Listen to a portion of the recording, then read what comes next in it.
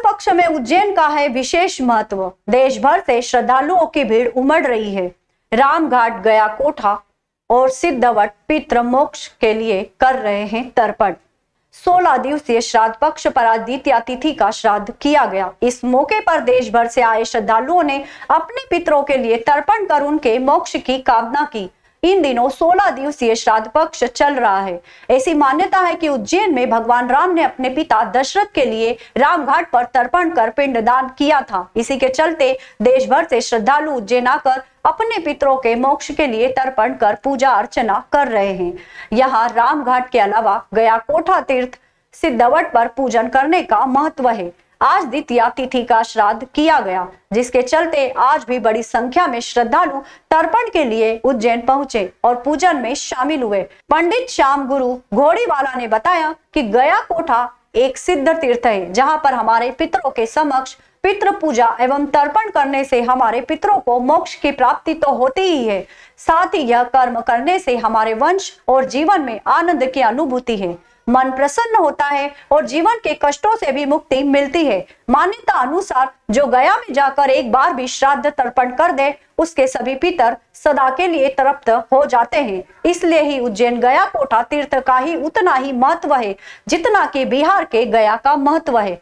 गया कोठा तीर्थ में 16 चरण बने हुए हैं। एक एक चरण एक एक तिथि का है। जैसे आज से पूर्णमासी के श्राद्ध चालू हुआ, जो अमावस्या तिथि पर खत्म होता है। पंडित श्याम गुरु घोड़ीवाला ने बताया कि स्कंद पुराण के अनुसार सिद्धवट को पार्वती माता द्वारा लगाया गया था, जिसकी शिव के रूप में पूजा होती है। यहाँ पार्वती के पुत्र कार्तिक स्वामी को सेनापति नियुक्त किया गया। यही उन्होंने तारकासुर का वध भी किया था। पंडित श्याम गुरु घोड़ीवाला ने बताया कि यहाँ सदगति अर्थात पितरों के लिए अनुष्ठान किया जाता है। संपत्ति अर्थात लक्ष्मी कार्य के लिए वृक्ष पर रक्षा सूत्र बांधा जाता है और संतति अर्थात पुत्र की प्राप्ति के लिए उल्टा सातिया बनाया जाता है। ये वृक्ष तीनों प्रकार की सिद्धि देता है, इसलिए इसे सिद्धवट कहा जाता है। पंडित श्याम गुरु ने बताया कि यहाँ पर नाग बलि, नारायण बलि विधान का विशेष महत्व है। संपत्ति, संतति और सदगति की सिद्धि के कार्य होते हैं। यहाँ पर काल सर्प शांति का विशेष महत्व है, इसलिए काल सर्प दोष की भी पूजा होती है। वर्तमान में सिद्धवट को कर्मकांड, मोक्ष कर्म, पिंडदान, काल सर्प दोष पूजा एवं अंत्येष्टि के लिए प्रमुख स्थान माना जाता है। प्रेताया प्रेतस्य प्रेतत्व योनि निवारणार्थम इस महालय महाश्राद्ध के अंतर्गत आज द्वितीय तिथि है। दोपहर उपरांत तृतीय तिथि लग जाएगी। आज की तिथि का महत्व, जो अर्ध विक्षिप्त होते हैं, अंधे रहते हैं, शारीरिक रूप से अक्षम रहते हैं या पितृ योनि में रहकर के सर्प अवस्था में रहकर के भटकते हैं, उनके निमित्तार्थ पितृ के अंतर्गत महालय श्राद्ध में आज उनकी तिथि का महत्व है। साथ ही जो प्राणी द्वितीय तिथि पर दिवंगत हुए हैं, उनकी तिथि के लिए भी तीर्थ में आकर के जो है श्रद्धालु लोग अपने पूर्वजों के पितृ के निमित्त शांति के लिए इस स्थान पर आकर के पूजन कर रहे हैं। अभी वर्तमान में अवंतिका उज्जैनी नगरी में रामघाट तीर्थ पर भगवान राम ने अपने पिता दशरथ के निमित्त, माता कौशल्या के निमित्त यहाँ पर पूजन अर्पण किया था। इसके साथ ही श्रद्धालुओं का आस्था का केंद्र गया कोठा बना हुआ है, जो अंगपात क्षेत्र पर है, जहाँ सप्त ऋषियों के साथ में विधान होने से गया तुल्य पुण्य की प्राप्ति मिलती है। उसके साथ ही सिद्धवट है, जो मोक्ष शिला के तीर्थ के नाम से जाना जाता है। तो इन्हीं स्थानों पर इस समय श्रद्धालुओं के तांते लगे हुए हैं, तीनों स्थानों पर। और तीनों स्थानों पर श्रद्धालु अपने दिवंगत पितरों की आत्म शांति के लिए, मोक्ष के लिए आकर के विधि पूर्वक पिंडदान का कर्म संपन्न कर रहा है। आज किस जगह आपने तर्पण करवाया? आज हमने सिद्धवट तीर्थ के अंतर्गत सिद्ध क्षेत्रों में बैठ करके इस पूजन को संपन्न किया है, दिवंगत पितरों की आत्म शांति, सदगति, मोक्ष के लिए। आपका नाम है? पंडित श्याम गुरु घोड़ीवाला, पंडा, अवंतिका, उज्जैनी। छुट्टी के दिन होने के कारण महाकाल मंदिर में श्रद्धालुओं का लगा तांता। करीब 2.5 से 3 लाख श्रद्धालुओं ने किए बाबा महाकाल के दर्शन। महाकाल लोक में भी बड़ी श्रद्धालुओं की संख्या। उज्जैन के महाकाल मंदिर में सावन माह के बाद एक बार अब फिर बड़ी संख्या में श्रद्धालु दर्शन करने पहुंच रहे हैं। दरअसल लगातार छुट्टियां होने के कारण यहां अचानक श्रद्धालुओं की संख्या बढ़ गई है। देश के कोने कोने से भक्त बड़ी संख्या में महाकाल मंदिर पहुंच रहे हैं। रविवार को 2.5 से 3 लाख श्रद्धालुओं ने बाबा महाकाल के दर्शन किए। वहीं श्रद्धालुओं की बड़ी संख्या महाकाल लोक में भी देखने को मिली।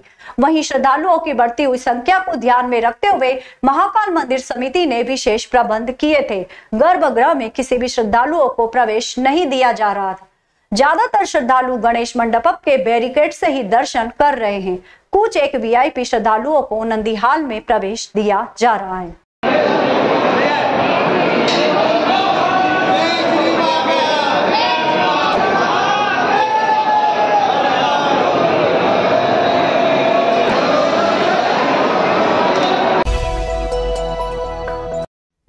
पहले सराफा बाजारी स्थित जनरल स्टोर्स का अकाउंटेंट 1.5 लाख रुपए बैंक में जमा कराने निकला था और वह बैंक नहीं पहुंचा। रुपए लेकर वह ट्रेन में सवार होकर कानपुर भाग गया तथा स्टोर मालिक की एक्टिवा रेलवे स्टेशन पर छोड़ गया। घटना की रिपोर्ट दर्ज कराने के बाद पुलिस ने जांच शुरू की तो पता चला कि वह कानपुर में है। पुलिस ने शाम तक उसे गिरफ्तार कर लिया। खाराकुआ थाना पुलिस ने बताया कि सराफा बाजार स्थित पंजाब जनरल स्टोर संचालक विक्की पिता सरदार पुरुषोत्तम सिंह चावड़ा निवासी बुधवार की दुकान पर 4 माह पहले मोहित मिश्रा काम पर लगा था और विक्की ने उसे अकाउंट का काम सौंपा था।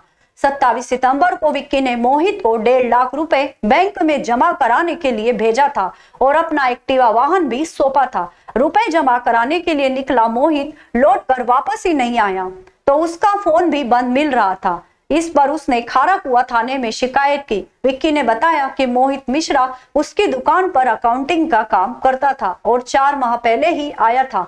पुलिस ने जांच शुरू की तो पता चला कि आरोपी कानपुर का रहने वाला है। इस पर कानपुर में पूछताछ की तो जानकारी लगी कि वह रुपए लेकर कानपुर भाग गया और व्यापारी का एक्टिवा वाहन रेलवे स्टेशन पर पड़ा मिला। पुलिस ने बताया कि आरोपी को शाम तक पकड़कर उज्जैन लाया जाएगा। मोहित मिश्रा नाम का जो बंदा हमारे यहाँ काम करता था अकाउंटेंट के रूप में, ये 27 तारीख को 1.5 लाख रुपए जिसे बैंक में जमा करने के लिए दिए गए थे, ये बैंक गया था। वहाँ पे इसने RTGS के कुछ चेक थे वो भी दिए हैं काउंटर में जाके और ड्रॉप बॉक्स में चेक भी डाल दिया है, लेकिन ये कैश वहाँ पे इसने डिपॉजिट नहीं करा। बैंक से बाहर निकला है और कैश जेब में डाला है और एक्टिवा भी लेके फरार हो गया था हमारे यहाँ से 27 तारीख को, जिसकी फिर हमने सूचना जाके खाराकुआ थाने में दी थी और 29 तारीख को मॉर्निंग के अंदर इसका एड्रेस हम आइडेंटिफाई कर पाए थे कि कहाँ पे रहता है ये, जो कि इसने अपने रिज्यूम में हमें दिया था। तो उस एड्रेस पे इसके ब्रदर रहते हैं। पुलिस कार्रवाई के थ्रू उनके ब्रदर को थाने में लाया गया और उन्होंने ऑनलाइन हमें 1.5 लाख रुपये हमारे अकाउंट में डाले और उनके थ्रू हमें बताया भी गया कि हमारी एक्टिवा कहाँ खड़ी हुई है और एक्टिवा की भी जब्ती की गई है। समाज के प्रत्येक वर्ग के लिए निःशुल्क चिकित्सा परामर्श के लिए उद्घाटित हुए डॉक्टर राजेंद्र जैन चिकित्सालय के 1 वर्ष पूर्ण होने पर चिकित्सालय में सेवा देने वाले चिकित्सकों को सम्मान समारोह छतरपुर जिला न्यायाधीश अरविंद जैन के मुख्य आतिथ्य में किया गया।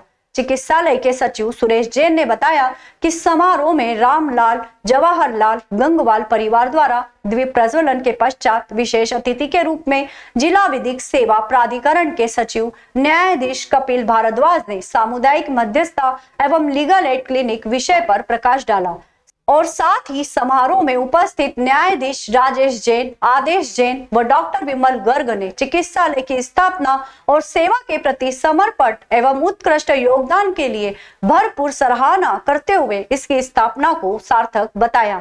कार्यक्रम में अतिथियों का स्वागत दिनेश जैन, उमेश छाबड़ा, प्रशांत जैन, अभिषेक जैन, चेतन राणा ने किया। चिकित्सालय के साल भर का लेखे जोखे में प्रसन्न बिलाला ने बताया कि संस्था द्वारा पूरे वर्ष में 7,000 से भी अधिक मरीजों को परामर्श के साथ साथ निःशुल्क दवाइयां व चश्मों का वितरण किया गया। इसके पश्चात चिकित्सक doctor SK Sharma, doctor Amit Bhargava, doctor Ajay Dandotiya, doctor Rajnish Jain, doctor Mansi Jain, doctor Sonam Jain, doctor Ajay Mandloi, doctor Ajay Khare, doctor Saurabh Jain, doctor Anshul Sirolia, doctor Nilesh Patidar, doctor Aditi Bedale, doctor Ketan Selwadia, आदि का सम्मान किया गया। अतिथियों का सम्मान प्रशांत जैन, प्रदीप बाकलीवाल, अंतिम जैन, दिलीप सोगानी, संदीप पतनज्ञा ने किया। समारोह के संयोजक डॉक्टर मोहित जैन एवं प्रवीण रावत थे तथा संचालन प्रोफेसर देवेंद्र गोधा व राजेश कासलीवाल ने किया। अंत में आभार धर्मेंद्र सेठी ने माना। याद किया, डॉक्टर समय समय पर उपस्थित हुए, उनके बिना तो हम बिल्कुल एक कदम भी नहीं चलते, उनके कारण ही पूरा हमारा जो स्वास्थ्य का कार्यक्रम है वो चल रहा है। निश्चित रूप से हमारे चिकित्सकगण हैं और उनको जानने का समय हो रहा है, हम समझ सकते हैं, लेकिन बस अधिकतम 10 मिनट का समय और लेंगे। ढकेगा ये बंदे, तेरी नेकी का लिबास ही तेरा बदन ढकेगा ये बंदे। सुना है खुदा के घर में कपड़ों की दुकान नहीं होती, सुना है खुदा के घर में कपड़ों की दुकान नहीं होती। जुडिशियल ऑफिसर्स हैं, तो बेसिकली जो हमारा वर्क होता है that is adjudication of disputes, और यही पिछले 15 सालों से हम लोग कर रहे थे। समाज को, मुझे ऐसा लगा कि समाज को डाइस पर बैठ के देखना और समाज को डाइस से उतर के देखना। आज हमारा 1 वर्ष पूर्ण होने पर डॉक्टर राजेंद्र जैन पारमार्थिक चिकित्सालय द्वारा चिकित्सकों का सम्मान किया गया। ये सारे चिकित्सक उज्जैन के जो विशेषज्ञ हैं वो पूरे साल भर निःशुल्क उन्होंने हमारे क्लिनिक में सेवा दी है, और हमारे क्लिनिक में हम लोग निःशुल्क दवाई वितरण करते हैं, साथ ही चश्मा वितरण करते हैं। आँखों के लिए, हड्डी के लिए हमने कई बार कैंप लगाए हैं, और हमारे यहाँ अभी तक करीब फिजियोथेरेपी के 2723 पेशेंटों ने फ़ायदा लिया है, करीब 1813 चश्मे वितरण हुए हैं, और करीब 2000 मरीजों का इलाज हुआ है अभी तक पूरे साल भर में। कितने डॉक्टर आपसे जुड़े हुए हैं? हमारे करीब 40-50 डॉक्टर जुड़े हुए हैं, और भी नए नए डॉक्टर आने को तैयार है जो अपनी सेवाएं देना चाहते समय समय। उज्जैन के हैं कि बाहर के भी, और कहाँ से रोपा गाय जाए? उज्जैन के और इंदौर से भी डॉक्टर आते हैं हमारे, और एक डॉक्टर बॉम्बे से भी 1-2 बार आए थे, और भी कोई स्पेशलिस्ट अभी एक अहमदाबाद की संस्था उसके भी डॉक्टर आना चाहते हैं, तो हम इसलिए आगे से आगे डॉक्टर जैसे भी सुविधा होती है उस हिसाब से कैंप आयोजित करके उनको बुलाते हैं। आपका नाम है? सुरेश जैन। राजेंद्र जैन पारमार्थिक चिकित्सालय की स्थापना आज से ठीक 1 वर्ष पूर्व 1 अक्टूबर को पिछली साल यहाँ पर की गई थी, और जिसमें हमारा उद्देश्य जो है, जो समाज के निर्धन व गरीब तबके के जो लोग हैं उनको निःशुल्क चिकित्सा सुविधाएं प्रदान करना है। और इस मुहिम में हम पूरी तरीके से सफल रहे हैं, और लगभग जो है हमने 2500 लोगों को हमने इस साल में निःशुल्क सुविधाएं प्रदान की हैं। लगभग 1800 लोगों को हमने निःशुल्क चश्मे प्रदान किए हैं, और निरंतर इस सुविधा को आगे भी हम चालू रखे हुए हैं। आज एक नए प्रकल्प की शुरुआत भी की गई है कि चिकित्सा के साथ साथ जो है शिक्षा के क्षेत्र में भी हमारी संस्था काम करेगी, और शिक्षा के क्षेत्र में जो हमारे समाज के जो भी प्रतिभावान और गरीब छात्र छात्राएं हैं उनको हम पूरी तरीके से उनको फीस और अन्य किताबों या जो भी उनकी चिकित्सा संबंधी आवश्यकताएं हैं उनको पूरा करने का हम प्रयास करेंगे। उसके लिए हमें आज समाज के बहुत सारे लोगों ने बढ़ चढ़कर जो है सहयोग दिया है। एक बहुत बड़े फंड की हमारे द्वारा स्थापना की गई है। आज हमने यहाँ पर लगभग शहर के 60 चिकित्सकों का सम्मान समारोह रखा था, जिन्होंने हमें पूरे साल में अपनी निःशुल्क सेवाएं हमारे चिकित्सालय को प्रदान की थी। और जी, मैं अरविंद जैन, जिला न्यायाधीश छतरपुर। अखिल भारतीय भलाई महासभा की बैठक हरसिद्धि की पाली स्थित मालवीय धर्मशाला में हुई। बैठक में समाज के विकास और युवा शैक्षणिक संस्थानों में आगे बढ़े इस विषय पर हुई चर्चा। अखिल भारतीय भलाई महासभा की बैठक रविवार को उज्जैन में हरसिद्धि की पाल के समीप स्थित मालवीय धर्मशाला में हुई। प्रदेश अध्यक्ष माया मालवीय ने बताया कि बैठक में देश भर से समाजजन पधारे थे। बैठक में विशेष समाज के उत्थान और युवाओं को शिक्षा में आगे बढ़ाने सहित विधानसभा और लोकसभा में भी भलाई समाज के लोगों को टिकट मिले, इन विषयों पर चर्चा हुई। बैठक में राष्ट्रीय अध्यक्ष मीरा वर्मा सहित राष्ट्रीय कार्यकारिणी सदस्य शामिल हुए। बैठक में प्रमुख रूप से बाबूलाल बख्शेर द्वारा अपने व्यक्तिगत लाभ के लिए संस्था फर्जी नियुक्तियां करने के मामले चर्चा करते हुए कहा गया, समाज के किसी कार्य से उन्हें नहीं जोड़ा जाए। रजिस्टर संस्था दिल्ली से भी उन्हें हटा दिया गया। अब वह संस्था के राष्ट्रीय अध्यक्ष नहीं है, उनके खिलाफ कोर्ट में मामला विचाराधीन है। बैठक अखिल भारतीय प्रदेश अध्यक्ष माया मालवीय द्वारा आयोजित की गई। बैठक में भोपाल, इंदौर, देवास, राजस्थान सहित देश भर से समाजजन पहुंचे, जिनमें प्रमुख रूप से धर्मराज प्रधान, BL चौहान, TK मालवीय आदि मौजूद थे।